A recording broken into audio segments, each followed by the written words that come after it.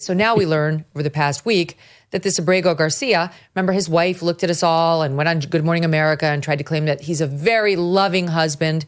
Not only did we first learn about the first restraining order, then we learned about the second restraining order, and we now have the audio of Jennifer Vasquez-Sura pleading with a judge for temporary protection from her husband in 2020 and actually describing some of his behavior in the first person. Listen here.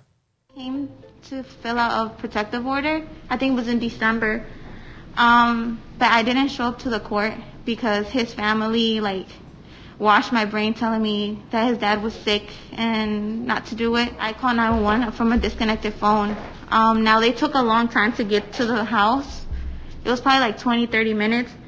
So I saw a neighbor walking his dog, and I opened the door and I was like, help. And then when he heard me, he grabbed me from my hair and then he slapped me. And then the neighbor, he didn't know what to do. He didn't know what to react. I have pictures of the evidence, all the bruises, because even on Wednesday, he hit me around 3 in the morning. He would just wake up and hit me.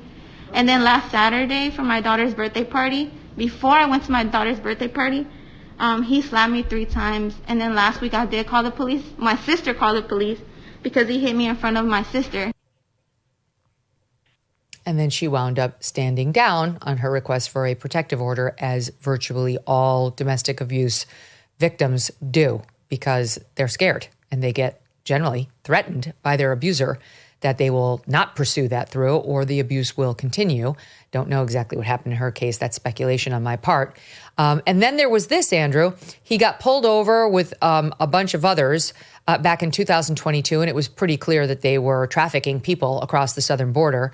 It was some car that had been weirdly enlarged without the normal sort of interior, and nobody wanted to produce an ID, and the person who was at the driver's seat had all sorts of questionable information that he was giving to cops. It looked like he had a questionable past when it comes to alleged crimes and possible trafficking before. And here's some audio obtained by Fox News of that 2022 traffic stop. You can hear the police saying, and you'll hear it here, he's hauling these people for money. Listen. How many rows have you got in here? 4? Where? 4 seats? 4 rows of seats? Yeah, it's three seats. Yeah, with him. Yeah. Did y'all put an extra one in? Huh? Did y'all put another one in? No. Did it come like this? Use the truck.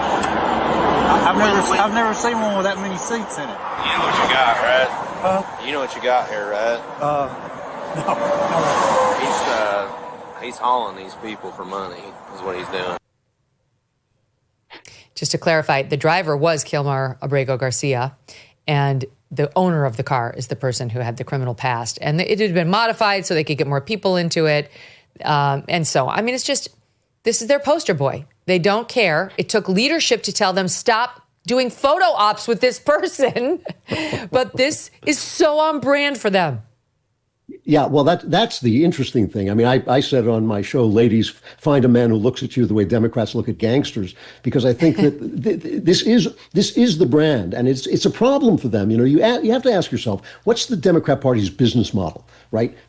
Every political party theoretically wants to win. These are questions on which the American people are 80-20. 80% of the people want these people out of the country, and they're not just defending them, they're crying over these, obviously bad hats, and not crying over their victims and kind of silencing their victims and shoving them under the carpet. And so you have to ask yourself, what is the business model? And I think the answer is that the business model is global. It's not American, it's global. It's the idea that they are the global elites, that the borders are going to be erased. We're just not going to defend the borders, so it doesn't matter where you are. And ultimately, we're going to have the sort of one big beautiful government instead of the one big beautiful bill. We're going to have a one big beautiful government, and it's all going to be these people. It's going to be the Met Gala in government. That's what it's going to be. It's going to be those people are going to run the world. And the problem that they have is we kind of like our country. I think most of us still love this country and still want it to be a country and understand that it's not the same country as Saudi Arabia. Saudi Arabia may be a country that Saudi Arabians love. Good for them. They should live and be well. But still, this is our country. It comes from a long tradition that goes back to ancient Greece, and we want to keep it those traditions and keep those ideas alive. And so what they're doing is, when I say they're using the Constitution as a suicide pact, what I mean by that is they're trying to trip us up on our own laws in order to paralyze a president who is trying to secure our country and trying to make our country a hub of manufacturing, trying to make it take away China's power, to erase us by closing off our supply lines. All of those things are what he's doing. And it's just amazing to listen to the press try and justify this stuff. You know, isn't a child going to have one less doll if you stop China from ruling the world? You know, and we're supposed to all cry and say, oh, please let China rule the world. You know, we don't want a child to have one less doll.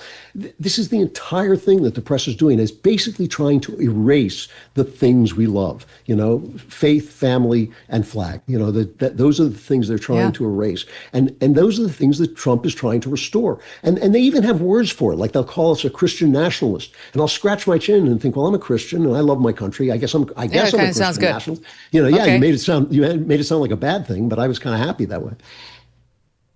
Here is Ilhan Omar.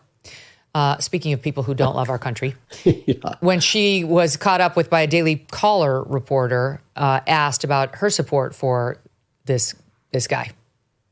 Congresswoman Omar, I'm Miles Morrell with the Daily Caller News Foundation. Do you think more of your Democratic colleagues should be traveling to El Salvador to advocate on behalf of Abrego Garcia? I think you should fuck off. Yeah, that's I'm sorry, what, Congresswoman? Fuck off. Who should? You. Why me? We're not taking any questions right now, but here you go. Yeah, thanks.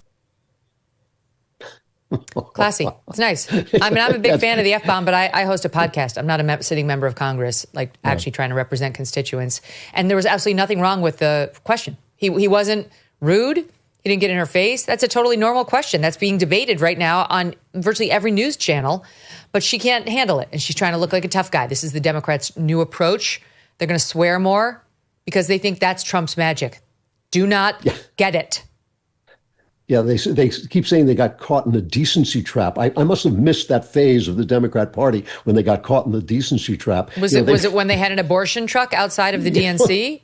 Was that their decency trap? The abortion truck, when they had the censorship bureau, when if you said that they were wrong about something, your social media disappeared. When you said that the man showing his fake boobs on the White House lawn, was that their decency trap? That was the decency trap. Yeah, and that's now. But now they're going to get tough. They're going to get tough. And you know, the thing is, I also love when they talk about messaging. You know, it's our messaging. You know, is there a way to talk about letting gangsters come into the country and defending them at the expense of victims that can be messaged better? Like, I don't know what that you know, what do you put it to music? I don't know what the message is. You just keep saying due process.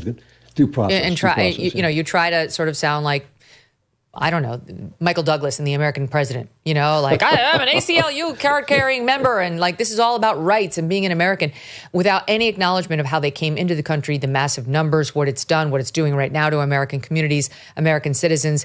There has to be some proportionality given the admission, right? The way they came in should be the way they go out. This July, there is a global summit of BRICS nations in Rio de Janeiro. The bloc of emerging superpowers, including China, Russia, India, and Iran, are meeting with the goal of displacing the U.S. dollar as the global currency. They're calling this the Rio Reset, as BRICS nations push forward with their plans. Some worry global demand for U.S. dollars will decrease, bringing down the value of the dollars in your savings. While this transition won't happen overnight, the Rio Reset could mark a pivotal moment. So learn if diversifying your savings into gold is right for you. Birch Gold Group can help you move your hard-earned savings into a tax-sheltered IRA in precious metals.